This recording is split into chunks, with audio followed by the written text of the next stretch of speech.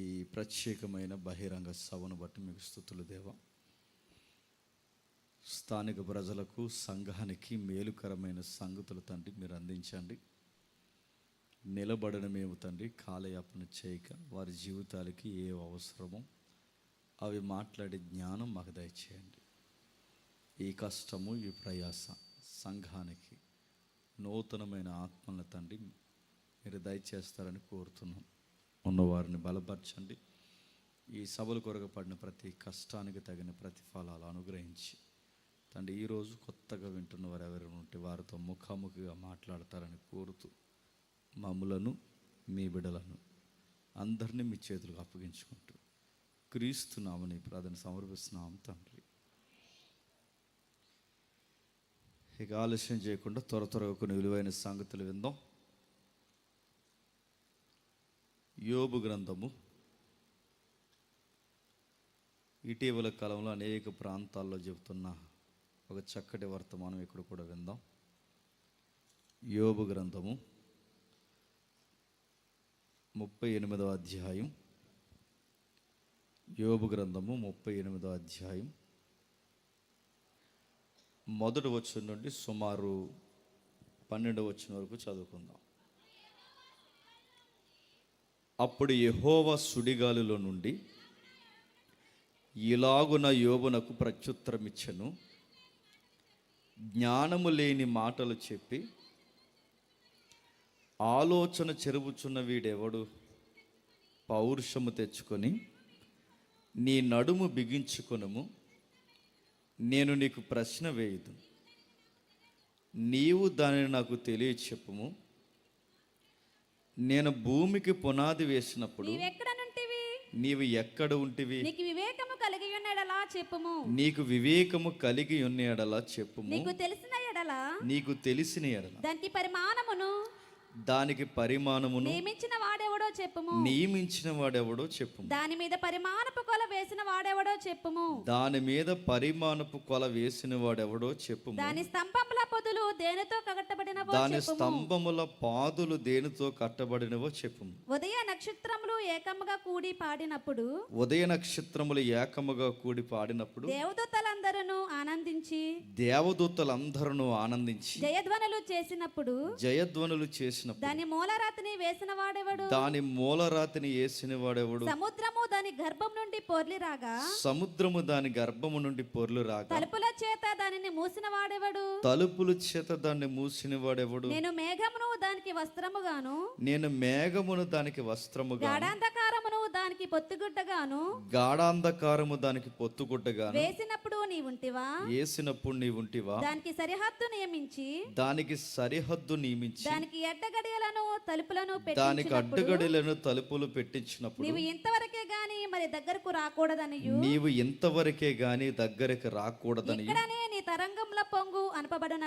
ఇక్కడనే నీ తరంగముల పొంగు అనపబడుననియు నేను చెప్పినప్పుడు నీవుంటివా? అరుణోదయము భూమి దిగంతముల వరకు వ్యాపించినట్లు అది దుష్టులను తనలో ఉండకుండా దులిపివేయునట్లు నీవు ఎప్పుడైనా ఉదయమును కలగజేసితివా? అరుణోదయమునకు దాని స్థలమును తెలిపితివా? ఆగుదాం. కొంచెం సౌండ్ తగ్గించండి బ్రదర్, కొంచెం రీసౌండ్ తగ్గించండి. నా మాటలు అందరూ క్లారిటీగా ఉన్నాయా? జాగ్రత్తగా విందాం.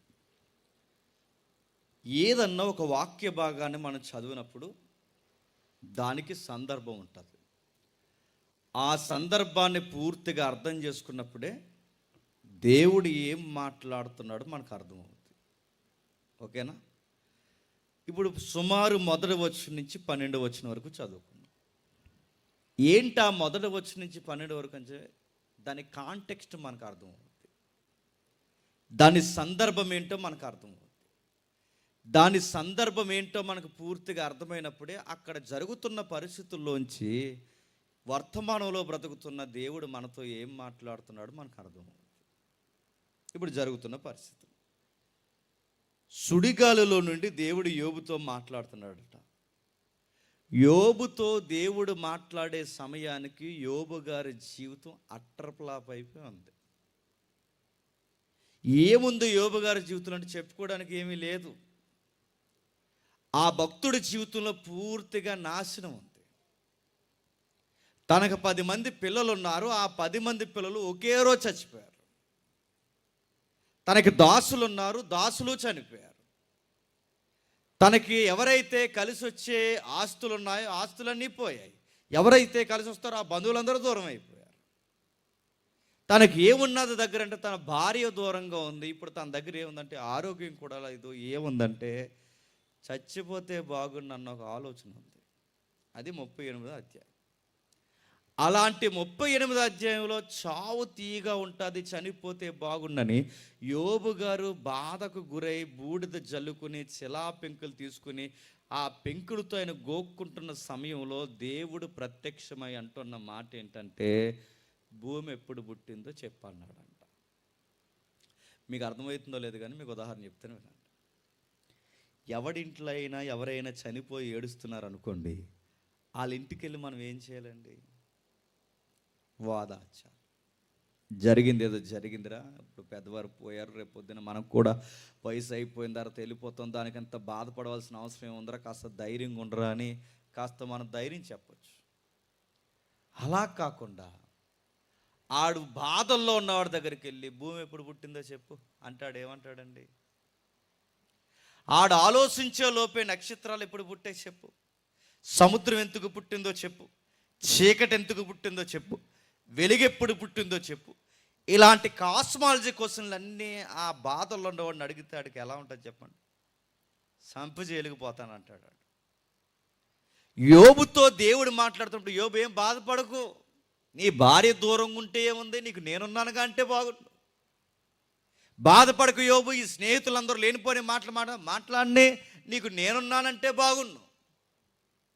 అలా అనకుండా డైరెక్ట్గా మొట్టమొదటి మాటలోనే దేవుడు ఏమంటున్నాడంటే, భూమి ఎప్పుడు పుట్టిందో చెప్పు. ఇప్పుడు అసలే ఆయన జీవితం కొలాప్స్ అయిపోయి కూర్చుంటే ఇలాంటి ప్రశ్నలు అడుగుతుంటే ఇంకా పిచ్చెక్కిపోదండి యోబుకి అని మనకు అనిపిస్తుంది. ఎవరికైనా బాధల్లో ఉన్నవాడి దగ్గరికి వెళ్ళి మనం ఇలాంటి క్వశ్చన్స్ రేజ్ చేస్తే అది సందర్భం కాదని నీకు నాకు అనిపించొచ్చేమో, కానీ దేవుడికి మాత్రం అది సందర్భమే. అందుకే ఏదైనా ఒక వాక్యాన్ని మనం చదివినప్పుడు అక్కడ ఏం జరుగుతుందో మొత్తం చూడాలి. ఇప్పుడు అర్థమవుతుంది. 38వ అధ్యాయం అంటే ఏంటో మనకు అర్థం కావాలంటే దాని ముందు 37 అధ్యాయాలు ఉన్నాయి. ఎన్ని ఉన్నాయి? ఇప్పుడు చెప్పండి. 37 అధ్యాయాలు ఏంటో అర్థమైతే కానీ 38వ అధ్యాయం మనకి అర్థం కాదు. ఇప్పుడు మీకు డౌట్ వచ్చేస్తుంది, అంటే ఈ నైట్కి మాకు 37 అధ్యాయాలు అంత సీన్ లేదు, నేను చెప్పను. మీరు 37 అధ్యాయాలు చెప్పమని 37 రోజులు మీటింగ్ పెట్టినా అవ్వదు. మరి ఏంటి దాని అవుట్లైన్స్, బ్రీఫ్ ఏంటి, అసలు ఏంటి ఆ 37 అధ్యాయాలు ఏంటో మనకు అర్థమైతేనే 38వ అధ్యాయం యొక్క గ్రావిటీ మనకు అర్థమవుతుంది. చూద్దాం ఒకసారి, వెళ్దాం. మొదటి అధ్యాయానికి రండి. చాలా జాగ్రత్తగా, ఎవరి దగ్గర బైబిల్ లేకపోయినా సిగ్గు లేకుండా పక్కవారు బైబిల్ చూడండి. కలిగి దేవుని యందలి భయభక్తులు కలిగి చెడుతనము విసర్జించిన వాడు అతనికి 7 కుమారులు, ముగ్గురు కుమార్తెలు కలిగిరి. అతనికి 7,000 గొర్రెలు, 3,000 ఒంటెలు, 500 జతల ఎడ్లు, 500 ఆడుగాడిదలను కలిగి, 500 ఆడగాదులు కలిగి, బహుమంది పనివారును అతనికి ఆస్తిగా ఉండెను గనక తూర్పు దిక్కు జనులందరిలో అతడే గొప్పవాడుగా ఉండెను. ఆగుదాము. యోబు గారి గురించి మాట్లాడుతున్నప్పుడు ఆయన గురించి బైబిల్ గ్రంథం ఏమని పరిచయం చేస్తుందంటే, ఊజ్ అనే ఒక దేశం ఉందంట. ఆ దేశంలో ఈ యథార్థపరుడు, న్యాయపరుడు, దేవుని యందలి భయభక్తులు కలిగిన ఈ వ్యక్తి దేవుని కోసం బతుకుతున్నాడు. యోబు అనే వ్యక్తి నిజంగా ఉన్నాడని ఎవడన్నా గాలి కోసం అడక్క మునిపోయి బైబిల్ అడ్రస్ ఇస్తుంది. ఏమని తెలుసు? ఊజ్ ఎక్కడుందని ఎవరికైనా డౌట్ వస్తే జాగ్రఫికల్ ఎవిడెన్స్ ఏంటంటే, ఇప్పటికీ మస్కట్, దుబాయ్, అరేబియా అనే పదాలు మనం వింటాంగా, మన వాళ్ళు వెళ్తుంటారుగా, ఆ ఏరియాకి దగ్గరకున్న ప్రాంతమే ఊజు. ఆ ఊజు ప్రజెంట్ పేరు మారిన ఆ ఏరియాలో ఇప్పటికీ యోబు సమాధి ఉంది. యోబు సమాధి ఉందంటే యోబు చరిత్ర ఉంది. యోబు చరిత్ర ఉందంటే యోబుతో మాట్లాడిన దేవుని చరిత్ర కూడా వాస్తవంగా జరిగింది. ఇవన్నీ వాస్తవాలు గుర్తుపెట్టుకోండి. బైబిల్ పుక్కిట పురాణాలు కాదు, బైబిల్ అనగనగా అని రాసింది కాదు, బైబిల్ ఎవడో తోసినట్టు రాయబడింది కాదు, ఇది దేవుని ప్రేరణ చేత రాయబడింది. అందుకే బైబిల్లో ఏ కథనం, ఏ యొక్క లైఫ్ స్టోరీ మనకి రన్ అవుతున్నా దానికి అడ్రస్లు ఉంటాయి, చరిత్ర ఉంటుంది, ఆ చరిత్రలో జాగ్రఫికల్ ఎవిడెన్స్ ఉంటుంది. ఇవన్నీ ఎందుకు రాసింది? ఇది వాస్తవం కనుక రాశాడు. అందుకే ఆ ఊజు కోసం చెప్తున్నప్పుడు అది చరిత్రలో ఉంది. ఆ ఊజు అనే దేశంలో యోబు అనే ఒక భక్తుడు ఉన్నట్టు, ఆయనకి సుమారు 7 కొడుకులు ఉన్నారట, 3 కూతుర్లు ఉన్నారట. మొత్తం మీద ఎంతమంది పిల్లలు? 10 మంది పిల్లలు. అతనికి 7,000 గొర్రెలు, 3,000 ఒంటెళ్ళు. ఇప్పుడు బాగా వినండి, 7,000 గొర్రెలు అంటే ఆ రోజుల్లో ఆస్తులు అవే. ఈరోజు అంటే ఆస్తులు ఎకరం, సెంటు, అది ఇది గజం అంటున్నారు, కానీ ఆ రోజుల్లో ఆస్తులు ఏంటో తెలుసా? పశు సంపద ఎవరికి ఎక్కువ ఉంటే వాళ్ళే ఆస్తుపరులు. ఇంకా చెప్పనా, హెల్దీ ఫుడ్ వాళ్ళ ఇంట్లో, అంటే ప్రోటీన్ ఫుడ్ ఆ ఇంట్లో ఎప్పుడు ఉంటుంది, అది గొర్రెల నుండి. రెండోది, 3,000 ఒంటెలంటే మాటలా? ఒంటెలు అంటే ఏంటి తెలుసా? ఆ రోజుల్లో, ఈ రోజుల్లో ఒక ఇంట్లో బెంజ్ కారు ఉంటే ఆడి వీధిలో ఎలా తిరుగుతాడో అలాంటిదన్నమాట ఒక ఒంటె. గుర్తుపెట్టుకోండి. మనలో ఎవరికైనా రేంజ్ రోవర్ కానీ బెంజ్ కారు కానీ మన ఈదులో ఉంటే ఏం చేద్దాం చెప్పండి? ఇంకా ఆడి ఇంట్లో ఉంటే ఎప్పుడు రోడ్డు మీద ఉంటాడు, అందరికీ చూపించుకుంటూ తిరుగుతారు అడుగుతాను. రేంజ్ రోవర్ అంటే రేంజ్ చూపించే బ్రాండెడ్ కార్స్ ఉంటే ఎలాగైతే చూపిస్తామో, ఆ రోజుల్లో ఎడారిలో నెరిసే బెంజులు ఏంటో తెలుసా? ఒంట్లు. అలాంటిది ఒక ఒంటిని మేపడమే చాలా కష్టం. 3,000 ఒంటలు ఈయన మెయింటైన్ చేస్తున్నాడంటే చిన్నోడేం కాదు ఆయన. ఇంకా మీకు అర్థం కావాలంటే అక్కడ రాస్తున్నారు చూడండి, ఆయనకి 500 గాడిదలు. నేను అడుగుతున్నాను, 500 ఎట్లు, 500 గాడిదలు అంటే, గాడిదలంటే ఏంటి? బాగా వినండి, ట్రావెలింగ్ చేసే వాహనాలు ఉన్నాయిగా.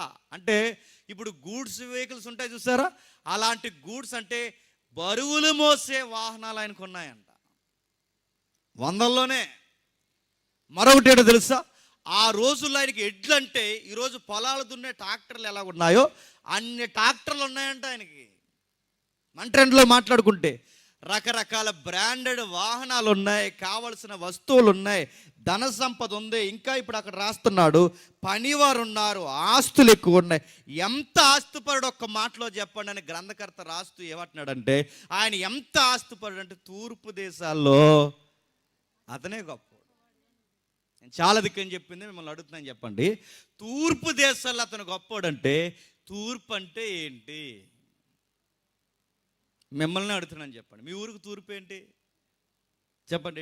ఏదో చూపించండి. మీ ఊరికి తూర్పు ఏంటి? ఇదా? ఇది తూర్పు. అడుగుతున్నాను, ఇది తూర్పు అని ఎలా అంటున్నారు చెప్పండి? చెప్పాలి. మీ బొంద. నేను మళ్ళీ అడుగుతున్నాను చెప్పండి, ఇది తూర్పు అని ఎలా అంటున్నారు? మీకు ఇంటిస్తున్నాను చెప్పండి. మ్యాప్ పాయింట్ లాంగ్వేజ్లో చెప్పండి, ఇది తూర్పు అని ఎలా అంటున్నారు? చెప్పండి చెప్పండి. కరోనా మ్యాచ్ చెప్పండి చెప్పండి. నేను అడుగుతున్నాను, ఇది తూర్పు, ఇది పరమడని ఎలా చెబుతాం? జీపీఎస్ఆ? నేను అడుగుతాను, ఎలా చెబుతావు? ఒకవేళ సూర్యుని బట్టి చెప్పానుకో, ఇలా స్పేస్లోకి స్ట్రైట్ వెళ్ళిపోయావు అనుకోండి, స్పేస్లో ఎటు చూసుకుని ఉంటాడు సూర్యుడు అంటే మీకు అర్థం అవ్వాలి పాయింట్. ఇలా స్కైలోకి వెళ్తే, స్పేస్లోకి వెళ్తే ఎటు నిలబడడానికి సూర్యుడు కనబడతాడు అంటే అప్పుడు నువ్వు ఇది తూర్పు అన్నట్టే, ఎటు చూసుకుని ఉంటావు తూర్పు. ఇప్పుడు ఈ పాయింట్ మీకు అర్థమైతే, ఇది తూర్పు పరమడని చెప్పాలి అంటే నువ్వు నేల మీద నిలబడితే చెప్పాలి. ఇప్పుడు చెప్పండి, ఇది తూర్పు అనాలంటే నీకు ఒక ల్యాండ్ మార్క్ ఉండాలి. ఆ ల్యాండ్ మార్క్ పేరే మీ ఊరు. నా మాటలు అర్థమవుతున్నాయి? అంటే మీ ఊర్లో మీరు నిలబెడితేనే మీ ఊరికి తూర్పు, మీ ఊరికి పరమట. ఇది మీకు అర్థమైతే, ఇది తూర్పు పరమట అని చెప్పాలంటే మీ ఊరు ల్యాండ్ మార్క్ అయితే, ప్రపంచానికి తూర్పు అని చెప్పాలంటే ప్రపంచానికి కూడా ఒక ల్యాండ్ మార్క్ ఉండాలిగా. ముఖ్యాంశాలు మరోసారి అర్థమవుతలేదా? ప్రపంచానికి ఒక ల్యాండ్ మార్క్ ఉండాలి. ఏంటి ప్రపంచానికి ల్యాండ్ మార్క్ అంటే, ప్రపంచం మధ్యలో ఒక సముద్రం ఉంటే దాని పేరు మధ్యధరా సముద్రం. ఎందుకు మధ్యధరా సముద్రం అంటే అది మధ్యలో ఉంటుంది కాబట్టి. ఇంకా మీకు డీటెయిల్స్ కావాలంటే ఆ మధ్యధరా సముద్రం ఎక్కడదంటే యోనా గారు వాడెక్కి పారిపోతాడే ఆ సముద్రమే. తర్షీసు వాళ్ళు బాగా వేగంగా తిరిగేవే ఆ సముద్రమే. ఎర్ర సముద్రంతోనూ హిందూ మహాసముద్రం అంటే మన ముంబై దగ్గర ఉందిగా, హిందూ మహాసముద్రం దగ్గర కలిసే పాయలతో అనుసంధానమైన సముద్రం ఉందే ఆ సముద్రమే. అది ఎందుకు మధ్య సముద్రం అంటే మధ్యలో ఉంటుంది, ప్రపంచం మ్యాప్ మధ్యలో ఉంటుంది కనుక ఈ సముద్రానికంటే ఈ సముద్రానికి తూర్పుకున్న ప్రాంతాలను ఏమంటారంటే తూర్పు దేశాలు అంటారు. ఎక్కడి నుంచి తూర్పు? ఆ ఒడ్డు దగ్గర నుండి. మీకు దగ్గరలో సముద్రం ఏముంది? కాకినాడ, పేరుపాలెం, పాలకొల్లు, చెప్పండి ఏదో ఒకటి. మీరు సంతూరు మమ్మీలా చూడకండి, చెప్పండి. ఇప్పుడే పుట్టిన బేబీలాగా చెప్పండి. మీకు దగ్గరలో ఉన్న సముద్రం ఏంటి? మీకు అర్థమైతే, మ్యాప్ అర్థమైతే ఆ మధ్యధరా సముద్రం తీర ప్రాంతం అంటే ఆరిన ఒడ్డు దగ్గర నుండి ఇక్కడ ఆరిన ఒడ్డు వరకు ఈ మొత్తం ఆరిన నేలని ఏమంటారంటే తూర్పు భూభాగం అంటారు. మాట్లాడుతున్నా, ఈ తూర్పు భూభాగం మీద ఏర్పడిన దేశాలు ఉన్నాయే ఆ దేశాలనే తూర్పు దేశాలు అంటారు. ఆ సముద్రానికి పరమడుకున్న ప్రాంతాన్ని ఏమంటారు? వెస్టర్న్ కంట్రీస్ అంటే పశ్చిమ దేశాలు. అంటే అందులో అమెరికా ఉంది. నా మాటలు అర్థమవుతున్నాయా? అంటే ఆ సముద్రాన్ని బేస్ చేసుకునే తూర్పు అంటారు, ఆ సముద్రాన్ని బేస్ చేసే పరమడు అంటారు, దాన్ని బేస్ చేసుకునే ఉత్తరమైన దక్షిణమైన. అంటే బెంచ్ మార్క్ బేస్ మార్క్ ఏదంటే సముద్రం. ఇది మీకు అర్థమైతే అక్కడ నుండి ఇక్కడ వరకు మనం తడుముకుంటే ఈ తూర్పు దేశాల్లో ఒక దేశం ఏ దేశం? మన దేశం. ఏ దేశం? మన దేశం ఉంది. ఆ దేశాల్లో అన్నగారు అన్నట్టు ఊజు ఉంది. ఇప్పుడు ఊజు దేశం ఉంది, అలాగే మన దేశం ఉంది. మన దేశంలో ఇటీవల కాలంలో ఒక డబ్బున్న వ్యక్తి 6,000 కోట్ల రూపాయలతో పెళ్లి చేశాడు. ప్రపంచంలో ఎవడు ఏ పెళ్లికి అంత ఖర్చు పెట్టలేదేమో కానీ ఇటీవల కాలంలో 6,000 కోట్ల రూపాయలతో పెళ్ళి. ఆ పెళ్ళింటి వారి పేరు రిలయన్స్. అన్ని డబ్బులు ఎక్కడి అంటే మనమే బ్యాలెన్స్ చేస్తున్నాగా, మనదే. 6,000 కోట్లు. ఆ పెళ్ళికి ఎవరు వచ్చారంటే గతకాలపు మంత్రులు, అదే మన వైసీపీ మంత్రులు, ఇప్పుడు కూటమి ప్రభుత్వంలో ఉన్న మంత్రులు, వాళ్ళు వీళ్ళు అంటే ఇండియాలో ఉన్న ప్రతి పొలిటీషియన్ ఆ పెళ్ళికి వెళ్ళాడు. ఇంకా సెలబ్రిటీలు వెళ్ళారు. ఆ పెళ్ళికి ఇంకెవరు వచ్చారంటే షారుఖ్ ఖాన్, సల్మాన్ ఖాన్, అమీర్ ఖాన్, ఆ ఖాన్, ఈ ఖాన్లు అందరూ వచ్చి ఆ పెళ్ళికి ఏం చేశారంటే బ్యాండ్ కొట్టారు. షారుఖ్ ఖాన్ అంటే చిన్నోడండి, సల్మాన్ ఖాన్ అంటే చిన్నోడా. వాళ్ళ సినిమా రిలీజ్ అయితే బడ్జెట్ అంటే వాళ్ళ గ్రాసే 1000 కోట్లు. అలా మాట్లాడుకుంటే అలాంటి వాళ్ళు పెళ్ళికి వచ్చి బ్యాండ్ కొట్టారంటే వాళ్ళు ఎంత పలుకుబడి ఉన్న వాళ్ళు చెప్పండి. రిలయన్స్ వాళ్ళు. మాట్లాడుతున్నాయా? రాష్ట్రాన్ని కొనేసే డబ్బు ఉంది వాళ్ళకి, రాజకీయాన్ని శాసించే డబ్బు ఉంది వాళ్ళకి, దేశాన్ని పరిపాలించే డబ్బు ఉంది వాళ్ళకి, ఎవరినైనా ఎక్కించగల అంత డబ్బు ఉంది వాళ్ళకి. ఆ నైట్ వచ్చిన చుట్టం పట్టం పొలిటీషియన్ సెలబ్రిటీ ఇంకా కుర్రలు చాలామంది ఉన్నారు. ఆ పెళ్ళికి ఎవడొచ్చాడంటే మీకు అర్థమవుద్ది, WWE ఫైటర్ జాన్ సీనా వచ్చాడు. జాన్ సీనా పెళ్ళికి రావడం ఏంటంటే డబ్బులు ఉంటే కొండ మీద కోతేనే పెళ్ళికి వస్తుంది, రాదా? జాన్ సీనా వచ్చాడు, సెలబ్రిటీలు వచ్చారు, ఇంటర్నేషనల్ సింగర్స్ వచ్చారు, ఎవరెవరు రావాలి అందరూ వచ్చారు. ఆ పెళ్ళికి ఈ చుట్టం పట్టు వచ్చి నైట్ స్టేయింగ్ ఉంటుందిగా, ఆ నైట్ ఉండడానికి మీకు అర్థమవుతుందో లేదో, ఆ నైట్ వాళ్ళకి ఎంటర్టైన్మెంట్ ప్రోగ్రామ్కి ఒక సింగర్ని తీసుకొచ్చారు, ఇంటర్నేషనల్ సింగరు. ఆవిడ నైట్ అర్థం కాకుండా పాటలు పడుతుంది. అర్థం కాకుండా పాడినందుకు ఆవిడకి ఇచ్చిన కాస్ట్ 30 కోట్లు. ఎందుకు అర్థమవుక 30 కోట్లు ఇచ్చారు. ఆవిడ ఏముంది, ఆవిడ అంత టాలెంట్ అంటే ఆవిడ పాటలు పాడుతుంది. రెండోది మీరు చూడండి, యూట్యూబ్లో కొట్టి పల్సుకున్న డ్రెస్ వేసుకుంది. ఆ నైట్ అంతా పడితే ఆవిడ తెలుపు కాదు నలుపు కాదు, ఎందుకంటే ఆవిడ ఒక సెలబ్రిటీ. ఆవిడ పాడిన పాటలు వంకర పాటలకి 30 కోట్లు ఒక్క రాత్రికి. రెండోది చెప్పిన ఆ పెళ్ళికి ఆహ్వానించడానికి బంగారం కార్డు ఇచ్చారు. మరొకటి చెప్పిన ఆ పెళ్ళికి వచ్చిన సెలబ్రిటీలందరికీ వాచ్ గిఫ్ట్ ఇచ్చారు. ఆ వాచ్ ఖరీదు 2 కోట్లు. నా మాటలు అర్థమవుతున్నా? ఎంత రంగరంగ వైభవంగా అంత పెళ్లి చేస్తే, నేను చదువుకున్న టైంలో నాకు ఉద్యోగం రాని టైంలో అంటే సుమారు ఇప్పుడు నాకు ఉద్యోగం రన్ అయిపోయి 14-15 సంవత్సరాలు సుమారు నాకు ఉద్యోగం వచ్చిన కొత్త అంటే నేను స్టార్టింగ్ కాంపిటేటివ్ ఫీల్డ్లోకి వెళ్ళినప్పుడు ఆ టైంలో మనం పేపర్ చదువుతాంగా కరెంట్ విషయం ఏంటో తెలుసుకోవాలని. ఆ కరెంట్ అఫైర్స్ చదువుతున్నప్పుడు రిలయన్స్ వాళ్ళు బడ్జెట్ ఇచ్చాడు. ఆ బడ్జెట్లో వాళ్ళ నెలసరి ఇంటి మెయింటెనెన్స్ అంటే ఇంటికి అయ్యే మెయింటెనెన్స్ 2 కోట్లు. ఇంటికి వాళ్ళ కరెంటు బిల్లు ఖర్చు 2 లక్షలు. ఇవన్నీ మీకు ఎందుకు చెప్తున్నాను చెప్పనా? ఇలాంటి రిలయన్స్ అంబానీల్ని 100 మంది పక్కన నిలబడితే ఆ 100 మందిని దాటి దమ్మున్న డబ్బున్న నాయకుడే యోబు. అది యోబు అంటే. ఇలాంటోళ్ళని మించినోడు, సాపట్ల బాగానే కొట్టారు, ఆగండి. ఇలాంటోళ్ళని మించినోడు. కానీ గమ్మత్తని చెప్పిన, ఇంత వందల మోతుబర్లు కూడా అంత దాటంటే తూర్పు దేశాలంటే మాట్లాడండి, ఏ దేశపు మోతుబరైనా ఆయన ముందు దిగదొడిపే, ఎంత పెద్దోడైనా ముందు దిగదొడిపే, అంత డబ్బున్నవాడు, అంత ఆస్తున్నవాడు, అంత పేరున్నవాడు. బాధాకరమైన విషయం ఏంటంటే 1 నైట్లో ఆయన స్టోరీ మారిపోయింది. ఆగాగు, 1 నైట్లో స్టోరీ మారిపోవడం అంటే ఏమైంది? ఎంత డబ్బున్నవాడో అంత దారిద్ర రేఖకు దిగుకొచ్చాడు. తూర్పు దేశాల్లో ఆయనకంత డబ్బున్నవాడు ఇప్పటి వరకు లేడు. ఇప్పుడు రివర్స్, తూర్పు దేశాల్లో ఆయనకంత కఠినమైన పేదోడు ఇంకెవడు లేడు. ఏమైంది? 2 శక్తులు ఆయన మీద డిస్కషన్ చేస్తున్నాయి. ఏంటా 2 మహాశక్తులు అంటే? ఒకటి దేవుడు, 2 దయ్యం. మీకు ఎలా ఉందో నాకు తెలియదు, కానీ ఈరోజు ఇక్కడ కూర్చున్న మీకోసం, నిలబడిన నా కోసం, పుట్టుతున్నవాడి కోసం, పుట్టబోయేవాడి కోసం, ఇంకా ప్రతి ఒక్కడి పట్ల దేవుని చిత్తం ఉంటుంది. గమ్మత్తుడు చెప్పండి, ఈరోజు ఇలాకాలో బ్రతికిన అందరి కోసం, జరిగిన చరిత్ర కోసం, జరుగుతున్న ప్రస్తుత పరిస్థితుల కోసం, అన్నిటి కోసం దేవుడు దయ్యం మధ్య డిస్కషన్ జరుగుతుందంటే మీరు నమ్మగలరా? ఇంకో విషయం చెప్పనా, ఇక్కడికి వచ్చి ఎవరెవరు ఎలా వాక్యం వింటున్నారో కూడా డిస్కషన్ జరుగుద్ది. నేను భయపెట్టని చెప్పలేదు, నేను సీరియస్గా చెప్తున్నాను, నాకు అర్థమైన బైబిల్ చెప్తున్నాను. ఇక్కడొచ్చి ఎవరెవరు ఏం ఆలోచిస్తున్నారు, ఏమేమి వింటున్నారు, ఎవరు కుర్చీలో కూర్చుని ఊగేస్తున్నారు, అదే నిద్రపోతున్నారు, అన్నీ చూస్తా. డిస్కషన్ జరుగుద్ది. దాన్ని ఏమంటారంటే అక్కడ 6వ వచనంలో అంటున్నాడు చూడండి,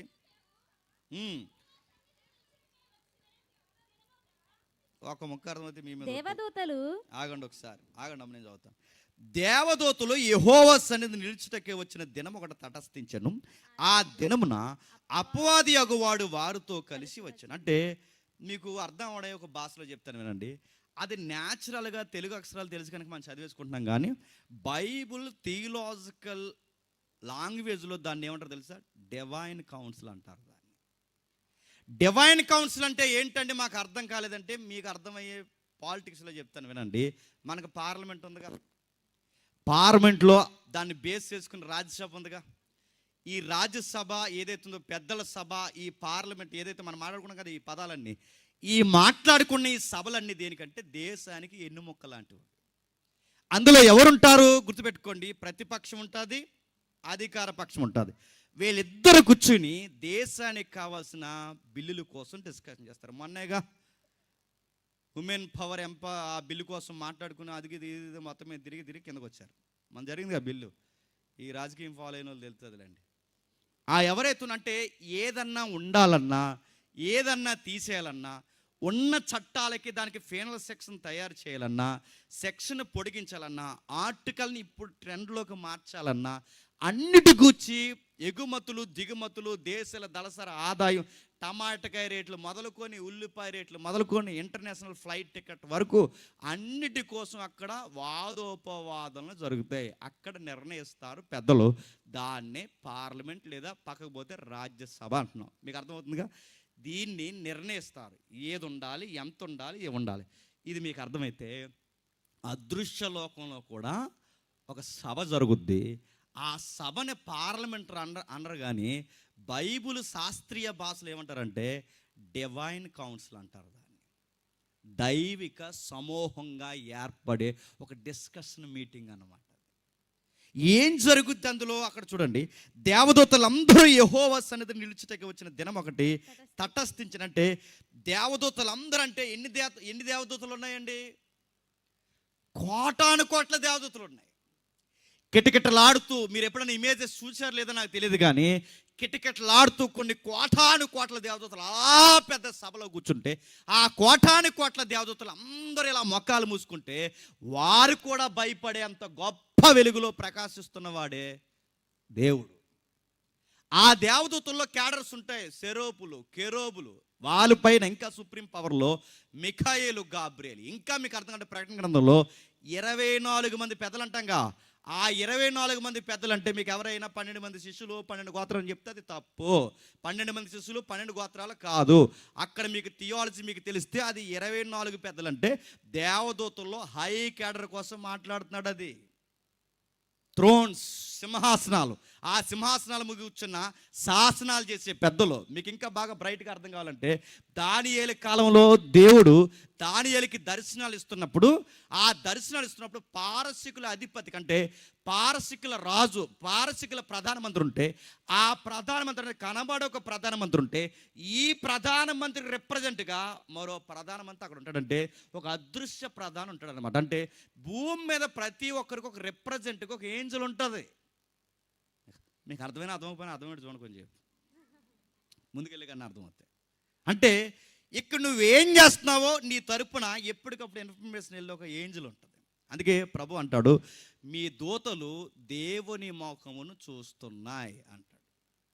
ప్రతి ఒక్కరికి ఏంటంటే ఇలా కోటాను కోట్ల దేవదూతలు అక్కడ ఉంటాయి. ఇవి డిస్కషన్ చేస్తాయి. దేనికోసం అంటే మీకు ఆసక్తి వచ్చే మాట చెప్తాను వినండి. 2029లో ఎవరు సీఎం అవ్వాలో, ఎవరు పిఎం అవ్వాలో, సెంట్రల్ ఉండాలా, స్టేట్ ఉండాలా, పంచాయతీలు ఎవరు ఉండాలి, ఇంకా మాట్లాడుకుంటే మీ ఈది నెంబర్ ఎవరు ఉండాలి, ఎవరెవరు గెలవాలి, ఎవరెవరు ఓడాలి, ఎవరెవరు కూర్చోవాలి, ఎవరెవరు ఎక్కాలి, ఎవరెవరు దిగాలి, ఎలక్షన్ జరక్క మునిపే ఎక్కడ సెలక్షన్ జరుగుతుందో తెలుసా? డివైన్ కౌన్సిల్లో జరుగుతుంది. అర్థమైన వాళ్ళకి అర్థమవుద్ది. మళ్ళీ చెప్తున్నాను వినండి. ఇంకా ఎలక్షన్ జరగక మునిపే అక్కడ సెలక్షన్ జరిగిపోద్ది. అంటే ఎవడు ఎక్కాలో ఎవడ దిగాలి. అందుకే దానియేలు అంటాడు, రాజుల్ని ఎక్కించువాడు ఆయనే, రాజుల్ని దించువాడు ఆయనే, రాజుల హృదయాలు నీటి కాలంలో తిప్పేది ఆయనే. అంటే ఎవరు ఎక్కాలో ఎవరు దిగాలో ముందే నిర్ణయిస్తాడు. ఇప్పుడు మీకు డౌట్ రావచ్చు, అంటే మరి కొన్ని వ్యతిరేకమైన చట్టాలు చేసే ప్రభుత్వాలు దేవుడు మనకి ఎందుకు ఇచ్చాడంటే మన తెక్కు తెలుసడానికి ఇచ్చాడు. గుర్తుపెట్టుకోండి. అదేంటండి మనకేం తెక్కు ఉందంటే, లేదా నేను చెప్తానండి, సంఘ పెద్దలంటే పాస్టర్ గారు పడదు, పాస్టర్ గారు అంటే సంఘ పెద్దలు పడదు, ఈ సంఘ విశ్వాసులకి పాస్టర్ గారికి కమ్యూనికేషన్ ఉండదు. ఇలాంటి తిక్కల పనులన్నీ సంఘంలో జరిగితే తెక్కుదలించేసే ప్రభుత్వాలు రావాలా వద్దా? ఇశ్రాయేలు మాట వినకపోతే నెబుకద్నెజరుని తీసుకొచ్చాడు. మళ్ళీ మాట వినకపోతే మెడెఫెర్షన్స్, అహస్వరస్ అంటే ఎస్తేరమ్మ భర్త, ఆయన తీసుకొచ్చాడు. ఇంకా మాట వినకపోతే గ్రీకుని తీసుకొచ్చాడు. ఇంకా మాట వినకపోతే రోమన్స్ తీసుకొచ్చాడు. మాట వినకపోతే తన పిల్లల్ని 2 లెంపకాయల్లాగే ప్రభుత్వాన్ని తీసుకొస్తాడు. మీరు అనుకుంటారు మేము ప్రార్థన చేసి ఓటు ఆలకెత్తి ఏలొచ్చారంటే, నువ్వు అనుకుంటే రారు. చెప్పండి, ఆయన అనుకుంటూ వస్తారు. ఎవరు అందుకొచ్చుకోండి. కొన్నిసార్లు మనం ఒకటి అనుకుంటే ఒకటి చేస్తాం, వేవ్లా జరిగిపోద్ది. అలా ఒక వేవ్ అలా జరిగిపోద్ది. ఇలా ఎలా జరుగుతుందంటే ఆయన నిర్ణయిస్తాడు. ఓకే, ఎప్పుడైతే ఈ డిస్కషన్ జరుగుతుందో, ఈ డిస్కషన్ జరుగుతున్నప్పుడు అపవాదగవాడు ఏమంటున్నాడంట 7వ వచనంలో, నువ్వు ఎక్కడి నుండి వచ్చితివని, నీవు ఎక్కడి నుండి వచ్చితివని అతన్ని అడగగా, అపవాది భూమి మీద ఇటు అటు తిరుగులాడు అందులో సంచరించుచు వచ్చిందని చెప్పి చెప్పండి. అపవాది ఎక్కడి నుంచి వచ్చాడంటే ఏమని చెప్తున్నాడు చూసి చెప్పండి. అది ఏంటండి? అటు ఇటు తిరుగులాడుచు, భూమి మీద అటు ఇటు తిరుగులాడుతూ. ప్రశ్న, అపవాదిగాడు ఎక్కడి నుండి వచ్చాడంటే అటు ఇటు తిరుగుతూ. ఎక్కడ? భూమి మీద. ఇప్పుడు అడుగుతున్నాను చెప్పండి, అపవాదిగాడి యొక్క డ్యూటీ ఏంటండి? ఏం లేదు అడిగి చెప్పండి. ఆడి పని చెప్పండి అటు ఇటు తిరగడం. ఇప్పుడు గట్టిగా మాట్లాడతాను, ఏమనుకున్నా ఏమనుకోకపోయినా, మన ఊర్లో మెజారిటీ వయసుకు వచ్చిన పిల్లలు పని పాట ఉందా? ఆ ఈదిలో తిరుగుతాడు, ఈదిలో తిరుగుతాడు, అక్కడికి వెళ్తాడు, ఇక్కడికి వస్తాడు, రకరకాలు తిరుగుతాడు. అవుతున్నాను, ఇంత ఖాళీగా తిరుగుతాను మీ అమ్మ అడగరా నిన్ను? ఇంత ఖాళీగా తిరుగుతున్నా మీ బాబు అడగడా నిన్ను? ఇంత ఖాళీగా తిరుగుతున్నావు. అరే సంఘము పెద్దలు, ఊరి పెద్దలు, చదువు లేదు, టాలెంట్ లేదు, రూపాయి రేపు పొద్దున్నే పెళ్లి చేస్తే ఆ పిల్లకు 100 రూపాయలు చీర కొనలేవు, ఇంత ఖాళీగా తిరుగుతున్నావు. నీకు అసలు ఏంటంటే గుర్తుపెట్టుకోండి, ఎంటీ మైండ్ అంట. బాగా వినండి, ఎంటీ మైండ్ అంట డెవిల్స్ ఫ్యాక్టరీ అంట. గుర్తుపెట్టుకోండి. ఖాళీగా ఎవడుంటాడో, ఖాళీ మైండ్తో, ఖాళీ హృదయంతో ఎవడైతే ఉంటాడో వాడు దేవుడికి పనికొస్తాడో లేదో నాకు తెలియదు, కానీ ఆడు దయ్యానికి పనికొస్తాడు. మగపిల్లలు అన్నాక ఏదో ఒకటి చెయ్యాలి. ఏ పని లేకపోతే మీ నాన్న వెనకాల వెళ్ళు, కూలి పనికైనా పర్లేదు. ఏ పని లేకపోతే మీ అమ్మకి సహాయం చేయి. ఏ పని లేకపోతే ఇల్లు తుడు, తప్పేం కాదు. ఏదో ఒక పని చేయి. ఖాళీగా ఉన్నావో ఆడొస్తాడు మీ అన్నయ్య నీ దగ్గరికి. ఎవడు చెప్పండి? వస్తాడు. అందుకే చూడండి, కుర్రగాళ్ళు కొంతమంది మీరు గమనిస్తుంటే కాలేజ్ బస్సు, స్కూల్ బస్సు వెళ్తుందంట, వీడికి పనేమి లేదు. ఇంకా ఆ బస్సు వెనకాల బండి వేసుకుపోయాడు. ఎందుకురా ప్యాచీలు వేస్తావా? దేనికి? బస్సు వెనకాల నీకు చదువు లేదా? నేను అడుగుతున్నాను. బస్సు వెనకాల పోవడం, స్కూల్ వదులు, కాలేజ్ వదిలే టయానికి ఆ గేట్ దగ్గర నిలబడడం ఏంటి? సెక్యూరిటీ చేస్తున్నావా? పని లేదని అడుగుతున్నాను. ఈదులో వేగంగా తోలుతారు. ఈది పెద్దలు, ఊరి పెద్దలు ఎవరన్నా తెలియదు, కానీ నేను సీరియస్గా అడుగుతున్నాను. చెప్పండి, ఎవడైనా వేగంగా 20-30 దాటి ఈదులో బండి తోలాడో వాడి మీద చర్యలు తీసుకునే రైట్ ఊరు పెద్దలకు ఉంది. అడగండి. వాడి బండి వేగంగా తోలితే ఈదులో ముసల, మొక్క, గర్భిణీలు, స్త్రీలు, పురుషులు వాళ్ళు అందరూ తిరుగుతారు. ఎవరినైనా గుద్దితే వీడి ప్రాణాలు నిలబెట్టగలడా? గాలిద వేళ తిరుగుతుంటే ఎవడు అడగడా? నేను సీరియస్ అడుగుతున్నాను. ఇంత ఖాళీగా తిరుగుతుంది, వీడికి చదువు లేదు, బాధ్యత లేదు. వీళ్ళ అమ్మ అడగదు, నాన్న అడగదు, పెద్దలు కూడా అడగరా? ఎవరు గెలిచారు నాకు తెలియదు, కానీ మన ఊరికి సిమెంట్ రోడ్లు వేస్తారా? మాకు సిమెంట్ రోడ్లు వద్దు, మా ఎదవల మాట అంటలేదు కదా, భయం చెప్పండి అని అడగండి. మీ ఓటింగ్ మీరు అది అడగరు. ఓట్ల ఎలక్షన్లో అడిగారట, ఏమని? కాయిస్తారా, నోటెత్తారు, నీ బందెత్తారు. నీకు ఆ సారాలు దాగా మన తాతలు తెచ్చారు, ఆ బ్రాందీలు దాకా మన అయ్యలు తెచ్చారు. ఇప్పుడు మన కుర్రోలు బీర్లు దాకా తిరిగితే భవిష్యత్తు ఏమవుతుంది? ఇలాంటి ఈది దీపాల కింద మన అంబేద్కర్ లాంటి మహానుభావులు కూర్చొని చదివితే దేశానికి రాజ్యాంగం రాశారు. ఇదే ఈదుల్లో మన పిల్లలు ఏం చేస్తున్నారు? ఒంటర పనులు చేస్తున్నారు. క్రైస్తవ ప్రాంతాలంటే ఈ రాష్ట్రాలకి, దేశాలకి నాగరికత నేర్పించారు. ఇప్పుడు మనోళ్ళు నాగరికత లేని పనులు చేస్తున్నారు. రిజర్వేషన్లు ఉంటే ఏంటి, లేకపోతే ఏంటి అడుగుతున్నాను. నీకు చదువు లేనప్పుడు రిజర్వేషన్ ఇస్తే ఏంటి, లేకపోతే ఏంటి? నీకు బాధ్యత లేదు, ఒక టాలెంట్ లేదు. లింగం తిరిగితే దేనికన్నా పనికొస్తావా? మా అయ్యి సంపాదించిన, మా అన్న సంపాదించిన అడుగు. పెద్దలు సామెత చెప్తారు, అయ్యి సంపాదించినా, తాత సంపాదించినా, మీ అమ్మ సంపాదించినా, వాళ్ళ కొవైట్లు పోయి కష్టపడి ఎంత దాచినా తిని కూర్చుంటే, పెద్దోళ్ళు అన్నారు, ఖాళీగా కూర్చుని తింటే కొండలైనా కరిగిపోతాయి. 100 రూపాయలు పెట్రోల్ వచ్చి పెట్టడం కాదు, 100 రూపాయలు సంపాదించడం నీకు తెలియాలి. వయసు వచ్చే సమయానికి నాన్న డబ్బులు అడగడానికి సిగ్గుపడాలి. పెళ్లి చేసేటానికి పిల్లం కట్నాలు ఎన్ని తెస్తుంది అని అనకూడదు. మగపిల్లలోడు కట్నాలు తీసుకోవడం అసలు నీకు మగతనం చచ్చినట్టే. మళ్ళీ చెప్తున్నాను, నేను తీసుకోలేదు, అందుకే ధైర్యం చెప్తున్నాను. నేను తీసుకోకూడదు నేను చెప్తున్నాను. మన కట్నాలు, నాకు మా మాంగారు బండి కొండం ఏంటి, నాకు మా భార్య మంచం కొండం ఏంటి, నాకు ఏళ్ళు తేవడం ఏంటి?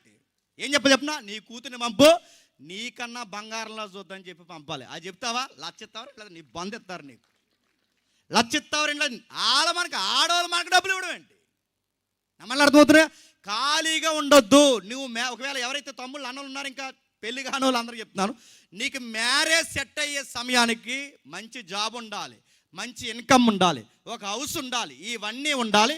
అప్పుడు నువ్వు అడగకపోయినా బతిమాలి మళ్ళీ చేస్తారు పెళ్ళి. మళ్ళీ ఏమనుకుంటున్నావు? బతిమాలి చేస్తారు, బతిమాలి. నువ్వేమంటావు? బండి కొన్నాను మామయ్య గారు, ఎంగేజ్మెంట్ అయ్యేసరికి బండి వచ్చేయాలండి, ఎందుకు ఊరి మీద తిరుగుతారా అడుగుతాను. నువ్వు ఖాళీ, ఆ పిల్ల వచ్చాక ఖాళీ, మీ ఇద్దరు ఖాళీ తిరిగితే పూరి కొట్టి ఎడతారు, ఇక్కడ బజ్జీలు అమ్ముతారా అని అడుగుతాను. ఏం చేస్తారు? నా మాట్లాడుతుందిరా. బైబిల్ చెప్తుంది ఖాళీగా ఉండొద్దు. బైబిల్ చెప్తుంది, ఏమని చెప్తుంది తెలుసా? సాతానుగాడి పని ఏంటంటే వాడు అటు ఇటు తిరుగుతాడు. వాడికి పనే ఉంది, అటు తిరగడం, ఇటు తిరగడం. వాడికి వాక్యం ఉండదు, శ్రద్ధ ఉండదు, బాధ్యత ఉండదు. వాడికి ఏం బాధ్యత? వాడి పేరేంటో తెలుసా? అపవాది. అపవాది అంటే ఏంటో తెలుసా? అపనిందలు మోపడమే అపవాది అంటే. ఆ ఇంట్లో ఏం జరుగుతుంది, ఈ ఇంట్లో ఏం జరుగుతుంది, ఆ వీధిలో ఏం జరుగుతుంది, వీడి పనే అది. ఇప్పుడు చెప్పండి, ఈడు అటు ఇటు తిరిగి వచ్చి అందరూ ఇన్ఫర్మేషన్ పట్టుకుంటాడు. ఆడొచ్చి చెప్తున్నాడు ఇన్ఫర్మేషన్, ఏమన్నా తెలుసా? యోబు కోసం నాకెందుకు తెలియదు అన్నాడట. అటు ఇటు తిరుగుతున్నావుగా, దేవుడు అన్నాడట, ఏమని? అందుకు యెహోవా, నీవు నా సేవకుడైన నీవు నా సేవకుడైన యోబు సంగతి ఆలోచించదవా? అతడు యథార్థవంతుడు, అతడు యథార్థవంతుడు, న్యాయవంతుడనే న్యాయవంతుడై దేవుని యందంటే నాయందు భయభక్తులు గలవాడై చెడుతనము చెడుతనం విసర్జించిన వాడు భూమి మీద అతని వంటి వాడెవడును భూమి లేడు మీద అతని వంటి వాడు ఎవడునూ లేడు అని అడుగగా అపవాది ఇప్పుడు బాగా వినండి. యోబు 6వ వచనంలో అడిగింది ఎవరండి? దేవుడు అడిగాడు. ఎవరిని అడిగాడు? సాతాన్ని అడిగాడు. ఏమని అడిగాడు? ఎక్కడి నుండి వచ్చామంటే ఖాళీగా అటు ఇటు తిరిగి వచ్చా అన్నాడు. ఆ ఖాళీగా ఉన్నవాడికి కావాలని యోబు గారి పని అప్పగిస్తున్నది ఎవరండి?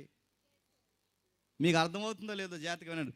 యోబు గ్రంథం మాకెందుకు తెలియదని చెప్పకండి. మీకు తెలిసినవి చెప్తే నేను ఎందుకు ఇక్కడికి రావడం? మనకు తెలియని సంగతులు ఏమి ఉన్నాయనేగా అక్కడ. ఇప్పుడు అడుగుతున్నాను, జాతకం వినండి.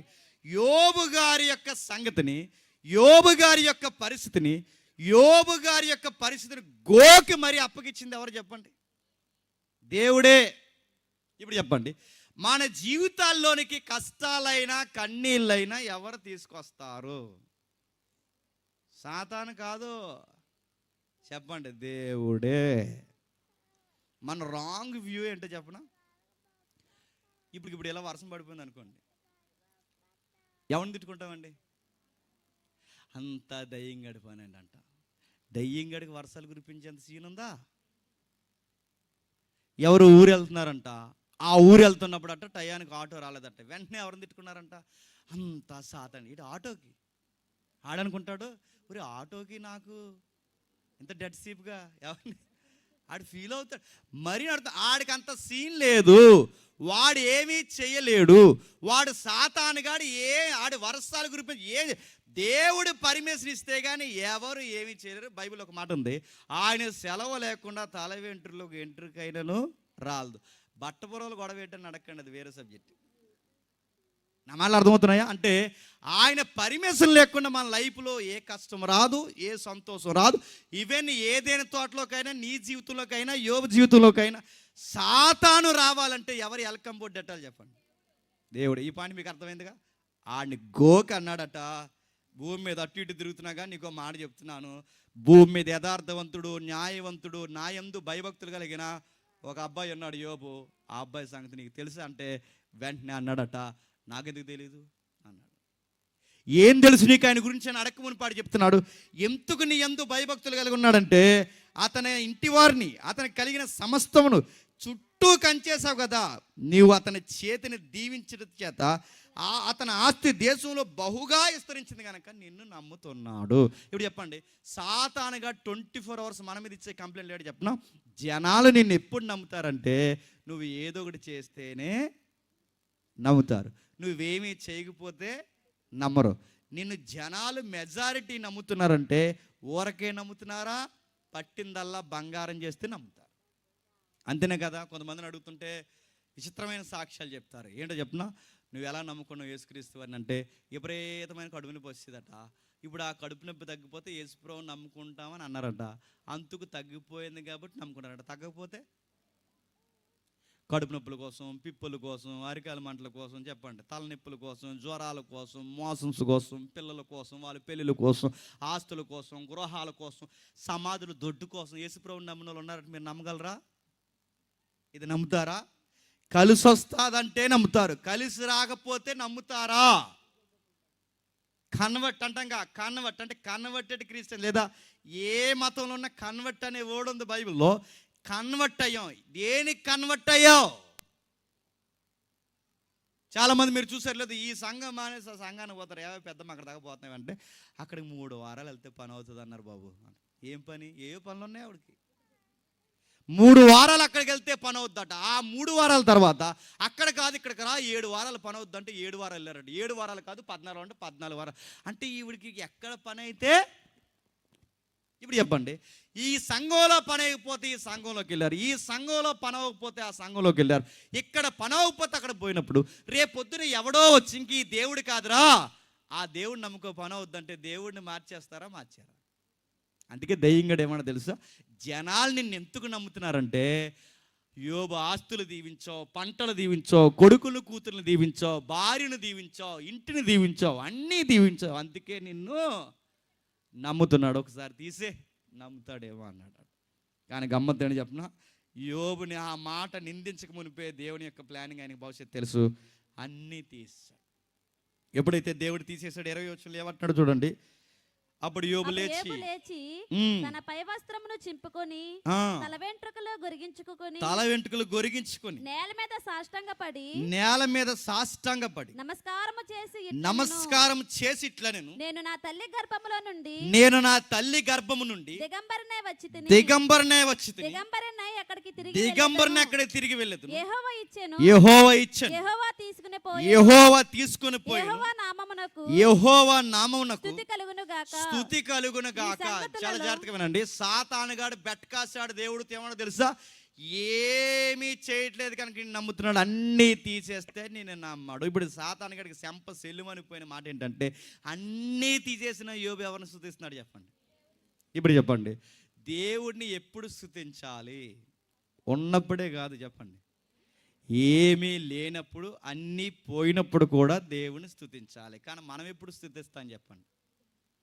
అన్నీ బాగుంటేనే చెప్పండి స్తుతించేస్తాం. ఈ మధ్యకాలంలో ఎలా వచ్చినాయి తెలియదు కానీ అదో రకమైన తన్మయత్నం వర్షిప్, సైకలాజికల్ ఫీలింగ్, డివోషనల్ వర్షిప్లు వచ్చినాయి. ఇప్పుడు మీరు చూసారా? మీకు అర్థమైందా? అదొక ఊపు వచ్చింది ఇప్పుడు. వర్షిప్లు అంటే ఏంటంటే లాస్ట్లో మ్యూజిక్ పెంచేస్తారనమాట, అదే వర్షిప్. ఇది వర్షిప్ కాదు, ఈ మాట అంటే ఇది ఊరేగింపు, వర్షిప్ కాదు. ఊరేగింపులు అలా గట్టి కొడతారు డప్పులు, సేమ్ ఊరేగింపే ఇప్పుడు వర్షిప్ అయింది. వర్షిప్ని అడుగుతున్నాను, వర్షిప్ చేసిన ఒక్కరైనా బైబిల్ని గౌరవిస్తున్నారంటే ఆ బైబిల్ కింద పెట్టేసి ఆ పైకి లెగిసి, బైబిల్ కింద వచ్చా ఆ కింద పెట్టేసి పైకి లెగిసి ఇలాగో చప్పట్లు కొట్టి బైబిల్ మీద అడ్డిడుతారు. కాళ్ళు ఎరగొట్టాడండి వాళ్ళందరికీ. బైబిల్ని గౌరవించలే నీకే ఎవరికి కావాలి ఆ వర్షిప్? అది బైబిల్ కింద పాడేసి ఈ మధ్యకాలంలో దైవజనులు ఎవరైతే ఉన్నారో వాళ్ళు సూట్ ఇప్పేసి తిప్పాడట వర్షిప్లో. ఇంక ఈ కుర్రోలు సున్నీలు సొక్కలు ఇప్పేసి తిప్పాడు. ఇది వర్షిప్పా? Dance baby dance. అది వర్షిప్. వర్షిప్ అంటే తెలిసిన ఉన్నప్పుడే కాదు, వర్షిప్ అంటే చెప్పినా లేనప్పుడు కూడా. అసలు వర్షిప్ అంటే ఏంటి? ఏం పోయినా నీ నామానికి మహిమ కలుగును గాక, అది వర్షిప్ అంటే. ఈ మధ్యకాలంలో వర్షిప్ ఏంటి చెప్పినా, ఈ ఎవరైతే ఉన్నారో మ్యూజిషియన్స్ దగ్గరికి వెళ్ళి, వీడియో వచ్చింది మీరు చూసారు లేదు, ఒక ఆయన వెళ్ళి స్తుతి కొట్టు ప్యాడ్ ఆయన్ని స్తుతి కొట్టు స్తుతి అంటే ఆ ప్యాడ్ బ్రదర్ తిక్కలేసిపోయి కొట్టుకో అన్నాడు. వీడియో వచ్చింది చూసారు మీరు? స్తుతి కూడా లాస్ట్లో మ్యూజిక్ పెంచిన వర్షిప్ అని ఎవడన్నాడు? ఇదేదో దేవతారాధనలో ఉంది. ఇది ఇక్కడ స్తుతి ఇస్తున్నాడు. ఎవరు చెప్పండి? యోబు స్తుతిస్తున్నాడు. ఎప్పుడు చూస్తున్నాడు? అన్నీ పోయినప్పుడు. యెహోవా ఇచ్చాడు, యెహోవా తీసుకో, ప్రైజ్ గాడ్ అన్నాడు. దేవుడికి మహిమ కలుగును గాక.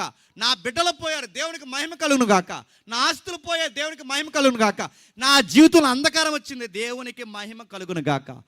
ఆరాధన అంటే ఏంటి తెలుసా? ఆత్మతో సత్యముతో ఆరాధించాలి. అర్థవంతమైన పాటలతో, బైబిల్ చెప్తున్న వాక్యాలతో హృదయం అనుసంధానమై పాపాన్ని ఒప్పుకుంటూ దేవుని దగ్గర తగ్గించుకోవాలి. ఇదండి రియల్ వర్షిప్ అంటే. అందుకే ఒకప్పుడు ఆరాధనలో, పూర్వకాలపు ఆంధ్ర క్రైస్తవ కీర్తనలో ఆ పాటల్లో చూడండి ఎంత పశ్చాత్తాపాలు ఉంటాయండి, ఎంత బాధలు ఉంటాయండి. ఇప్పుడు సుఖ పుట్టింది పుట్టిందిలే సుఖ, తర్వాత ఏం చేసింది చెప్పు మాకు. సుఖ పుట్టింది డీజే దాడ డీజే. ఇక్కడ సుఖ పుట్టింది, బయట వాళ్ళు పాడాడు చెప్పనా, జీడిపెక్కలు వాళ్ళు జీడిపెక్కలు అన్నారు, మనలో చుక్కలు అన్నారు. చుక్కలో సేమ్ బీటు, చుక్కలో పిక్కలు అంతే. ఆ బీటు డీజే అడుగుతున్నాను, వాళ్ళకేమో పిక్క, మనకేమో సుక్క. ఇది వర్షిప్. ఇది యోబు అంటున్నాడు, దేవుడి దగ్గర ఉన్నప్పుడే కాదు లేనప్పుడు కూడా దేవుడిని చెప్పండి ప్రైజ్ గాడ్ అన్నాడు. కిందికి వచ్చింది సందర్భం. ఏం జరుగుతుందో చూద్దాం, త్వరగా ముగిద్దాం. ఆ 2వ అధ్యాయం 4వ వచనంలో ఏం జరుగుతుందో చూద్దాం ఒకసారి. అదే 2వ అధ్యాయం 4వ వచనం. అపవాది చర్మము కాపాడుకొనుటకై ప్రాణము కాపాడుకొనుటకై తనకు కలిగినది యావత్తును నరుడిచ్చును కదా. చర్మము కాపాడుకొనుటకై చర్మమును, తన ప్రాణము కాపాడుకే తన కలిగిన యావత్తును నరులకు ఇచ్చావు కదా. ఇంకొకసారి నువ్వు చేయి చాపి అతని ఎముకను అతని దేహమును మొత్తిన ఎడల అతను నీ ముఖము ఎదుటనే దూషించి నిన్ను విడిచిపోవును. ఇప్పుడు జాగ్రత్తగా వినండి. అపవాది చెబుతున్నాడు ఎవరికి? దేవుడికి ఏమని? ఇంకొకసారి చేయి చాపు, ఇంకొకసారి చేయి చాపు అన్నట్టు. ముందు చేయి చాపింది ఎవరండి? దేవుడే. ఎవరి మీద చేయి చాపాలండి? యోబు మీద. అంటే యోబు 10 మంది పిల్లలు చనిపోవడానికి యోబు కుటుంబం మీదకి చేయి చాపింది దెయ్యమా దేవుడా? దేవుడే. రెండోది, యోబు ఆస్తులన్నీ పోవడానికి చేయి చాపింది ఎవరు? దేవుడే. యోబు ఆరోగ్యం పోవడానికి చేయి చాపింది ఎవరు? దేవుడే. ఇప్పుడు కుటుంబంలో మన జీవితాల్లో ఏ శ్రమలు వచ్చినా గుర్తుపెట్టుకోండి, మన మీదకి దేవుని పక్షాన శ్రమలు వస్తే మన మీదకి చేయి చాపేది ఎవరు? దేవుడే. కానీ మనం ఎవరిని అంటాం చెప్పండి? అంతా సాతాను పని అని అడుగుతున్నాను. ఆయన పర్మిషన్ లేకుండా సాతానుగాడు కూడా ఏమీ చెయ్యలేడు. అందుకే అన్నాడు యోబు, అన్నాడు యోబుకి తెలుసు యెహోవా ఇచ్చాడు, ఆయనకి తెలుసు. సాతాను తీసుకున్నాడు లేదు యోబు. ఏమన్నాడు చెప్పండి? యెహోవా ఇచ్చాడు, యెహోవా తీసుకుపోయాడు. ఇప్పుడు సాతాను గోడకు కూడా తెలుసు నువ్వే ఇచ్చావు, నీ బిడ్డకు నువ్వే తీసేసుకున్నందుకు ఇంకొకసారి చేయి చాప అన్నాడు. ఈ మాట యోబుకి తెలుసు, నెక్స్ట్ సాతానుకి తెలుసు, నెక్స్ట్ వాళ్ళ ఆవిడకి కూడా తెలుసు. ఎవరి ఆవిడకి? యోబు గారి భార్యకి. అందుకే యోబు గారి భార్య ఏమంటో తెలుసా? ఇంకెన్నాళ్ళు దేవుని స్తుతిస్తావు, దేవుణ్ణి దూషించి చనిపో. అంటే ఆవిడకి కూడా తెలుసు సబ్జెక్ట్ ఏంటో తెలుసా? బాధలు దేవుని వల్లనే వస్తున్నాయి. అందరికీ తెలుసు. అదంతా చదువుని ఎవరికి తెలుసు చెప్పండి? మనకే తెలుస్తా లేదు. ఎంతసేపు బాధలు వచ్చినా నీకు ఆడు గుర్తొస్తున్నాడు తప్ప ఆయన గుర్తు రావట్లేదు. కొన్ని బాధలు ఎందుకు వస్తున్నాయి, కొన్ని కష్టాల్లోకి దేవుడు ఎందుకు గెంటుతున్నాడు, కొన్ని ఎందుకు నాకు నేర్పిస్తున్నాడు, ఇవన్నీ మనకు అర్థం అవ్వాలని దేవుడు కష్టాలు పంపిస్తాడు. మనకు అది అర్థం అవ్వదు. కష్టాలు తీసేపురవ్వా, కష్టాలు తీసేపురవ్వ అంటే నేను మళ్ళీ అడుగుతున్నాను, దేవుడు కష్టాలు తీసామంటే కష్టాలు తీయడు, కష్టాలు అలా ఉంచుతాడు. ఈడెవడు ఎలా చెప్తున్నాడు అనుకోకండి. దేవుడు కష్టాలు తీయడు, కష్టాలు ఉంచుతాడు. మరి కష్టాలు ఉంచితే ఎలా అంటే కష్టాలను జయించే శక్తిని ఇస్తాడు. ఆయన ఇరుకులు తీయడు, ఇరుకులలోనే విశాలత ఇస్తాడు. నువ్వు నిలబడాలి అక్కడ. ఏ శ్రమ జరిగినా నిలబడాలి. యోబుకి అది నేర్పిస్తున్నాడు. యోబు జీవితంలో ఏం జరుగుతుంది? త్వరగా ముగిద్దాం. 11వ వచనంలో తేమానీయుడైన ఎలీఫజు, సూసీయుడైన బెల్సాదు, నయామాతీయుడైన జోఫరు అని 3 స్నేహితులు ఆయన దగ్గరికి వచ్చారట. ఆ వచ్చిన వారు దుఃఖించుటకును అతన్ని వాదాచుటకును పోవాలని ఆలోచించుకొని తమ తమ స్థలములు విడిచి వచ్చారట. కానీ బాధ ఏంటో తెలుసా? వారు వచ్చి దూరం నిలబడి కనులెత్తి చూసి పోల్చలేక ఏడ్చేశారంట. నిజానికి ఆ క్లోజ్ ఫ్రెండ్స్ ఎందుకు వచ్చారంటే యోబుకి ధైర్యం చెబుతామని వచ్చారు. యోబుకి ధైర్యం చెబుతామంటే ఏమని ధైర్యం చెప్తారు? ఏమీ ధైర్యం చెప్పలేరు. ఎందుకు చెప్పలేరు తెలుసా? ఒరే కొడుకులు పోతే పోనీరా, కూతుర్లు ఉన్నారని చెప్పడానికి కూతుర్లు లేరు. పోనీ పిల్లలు పోతే పోయారు, దాసులు ఉన్నారని చెప్పడానికి దాసులు లేరు. పోనీ ఏళ్ళు పోయినా పోతే పోనీరా, ఆస్తులు ఉన్నారంటే ఆస్తులు లేవు. పోనీ ఎన్ని పోయినా పర్లేదు, భార్య ఉంది కదంటే భార్య లేదు. పోనీ ఏం పోతే పోయిందో రే, అన్నిటికన్నా ఆరోగ్యమే ఆస్తిరా, అన్నిటికన్నా గొప్ప భాగ్యం. నీ ఆరోగ్యం ఉంది కదంటే ఇప్పుడు యోబుకి ఆరోగ్యం కూడా